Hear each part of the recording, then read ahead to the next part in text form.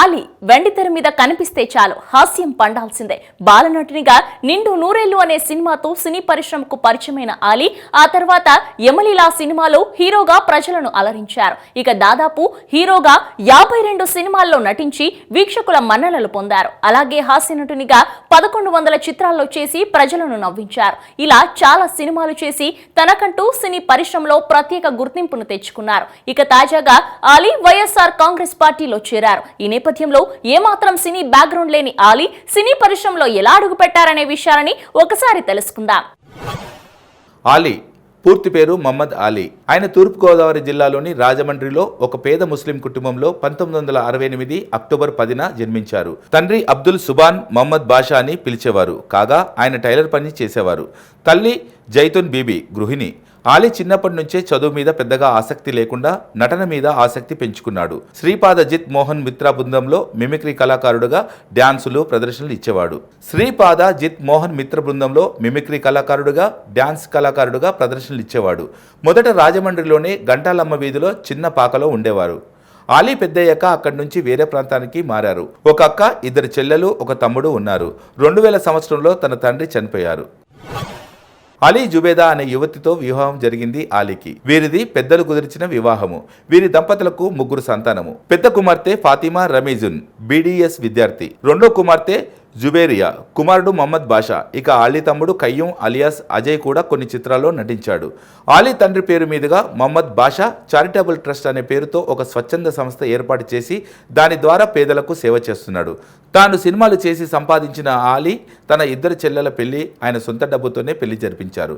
ఇక ఆలీ అల్లా దేవుణ్ణి నమ్ముతారు. చిన్నప్పటి నుండి సినిమాల్లోకి వెళ్లాలనే లక్ష్యంతో రాజమండ్రి నుండి మద్రాసు వెళ్లారు. ఇక వెళ్ళిన తర్వాత హాస్టల్లో ఉంటూ సినిమా అవకాశాల కోసం సినీ స్టూడియోల చుట్టూ తిరిగేవాడు. అయితే అలా వెళ్లే సమయంలో బస్సుకు వెళ్లాలంటే డబ్బులు లేకుంటే రెంట్కు సైకిల్ తీసుకుని సినిమా ఛాన్సుల ప్రయత్నాలు చేశారు. ఇలా 1-2 సంవత్సరాల వరకు నిర్మాత దర్శకుల చుట్టూ కాళ్ళు అరిగేలా తిరిగాడు.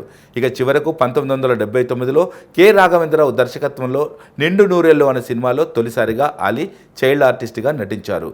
ఇక నిండు నూరేళ్లు సినిమాలో తన నటనను మెచ్చి దర్శకుడు భారతీరాజా తన చలనచిత్రం సీతాకోకచిలుక సినిమాలో అవకాశం ఇచ్చారు. అతను చైల్డ్ ఆర్టిస్ట్గా ఉన్నప్పుడే పాత్రలు పొందటానికి చాలా కష్టపడ్డాడు. తర్వాత 4 స్తంభాల ఆట, స్వాతి ముత్యం, రౌడీ బాబాయ్, జంబలకటి పంబ, దేవుడు మామయ్య, గరానా దొంగ మొదలైన సినిమాల్లో బాలనటుడిగా నటించాడు. ఈ తరుణంలో ఆలీకి నటుడిగా మంచి గుర్తింపు వచ్చింది. తర్వాత బాలనటుడిగా కొన్ని చిత్రాల్లో నటించారు. ఇక ప్రేమ ఖైదీ సినిమాలో బ్రహ్మానందం, బాబు మోహన్, కోట శ్రీనివాస్తో పాటు ఆలీకి కూడా మంచి గుర్తింపు వచ్చింది. కొద్ది కాలం తర్వాత హాస్య పాత్రలను పోషించడం మొదలుపెట్టాడు. ఈ క్రమంలోనే ఎస్వి కృష్ణారెడ్డి దర్శకత్వంలో వచ్చిన రాజేంద్రుడు గజేంద్రుడు సినిమాలో ఎంత చాట అంటూ ఆలీ పలికిన అర్థం కాని మలయాళీ భాష అతనికి మంచి పేరు తెచ్చింది. తర్వాత ఇలాంటి సంభాషణలే పలు సినిమాల్లో వాడుకున్నారు. ఇక కొన్ని రోజుల తర్వాత మొదటిసారి యమలీల చిత్రం ద్వారా కథానాయకుడిగా చేశారు. ఆ తర్వాత ఆడాల్లా మజాకా, తిన్నామా పడుకున్నామా తెల్లారిందా, గుండమ్మ గారి మనవడు, అలీబాబా ఒకడే దొంగ సినిమాలతో హీరోగా చేశారు. ఈ నేపథ్యంలోనే అలీ 52 సినిమాల్లో హీరోగా చేశారు. ఆ తర్వాత అడపాదడపా కథానాయకుడి పాత్రలు పోషిస్తున్నా మొదటి ప్రాధాన్యత మాత్రం హాస్య పాత్రలకే ఇస్తున్నాడు. అదే సమయంలో 15 సినిమాల్లో ఆడవేషంలో అలీ నటించారు. అయితే ఇప్పటి వరకు సుమారు 1100 పైగా చిత్రాల్లో నటించారు ఆలీ.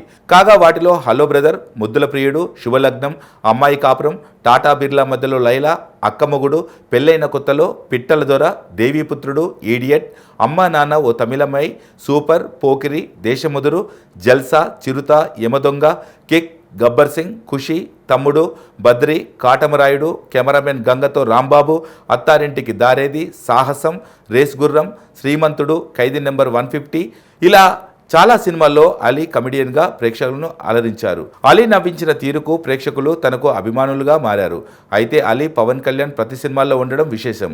ఇక అమ్మ నాన్న ఓ తమిళమ్మాయి, సూపర్ సినిమాలకు హాస్యనటుడిగా ఫిలింఫేర్ పురస్కారాలు అందుకున్నాడు. అలాగే చర్మ వ్యాధుల నివారణకు ఉపయోగించే మన్మోహన్ జాదు మలాంకు ప్రచారకర్తగా కూడా వ్యవహరించారు. 1999లో జెమినీ టీవీ అధినేత కిరణ్ కు డ్యాన్స్ బేబీ డ్యాన్స్ అనే కార్యక్రమం ఆలోచన అలీ ఇచ్చారని అంటారు.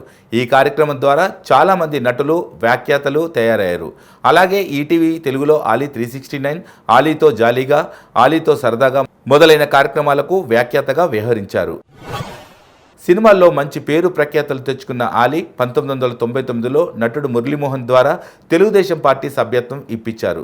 అప్పుడు ఎన్నికల సమయంలో పలు నియోజకవర్గాల్లో పార్టీ తరపున ప్రచారం చేశాడు ఆలీ. కొన్ని రోజుల నుంచి టీడీపీ, జనసేనలో చేరతారని ప్రచారం జరిగినప్పటికీ 2019 మార్చి 11న వైఎస్ఆర్ కాంగ్రెస్ పార్టీ అధ్యక్షుడు జగన్మోహన్ రెడ్డి సమక్షంలో వైసీపీ కండువా కప్పుకున్నారు. ఇక మొత్తానికి సినీ ఇండస్ట్రీలో గుర్తుండిపోయే హాస్యనటునిగా ఆలీ నిలిచిపోతారని చెప్పవచ్చు.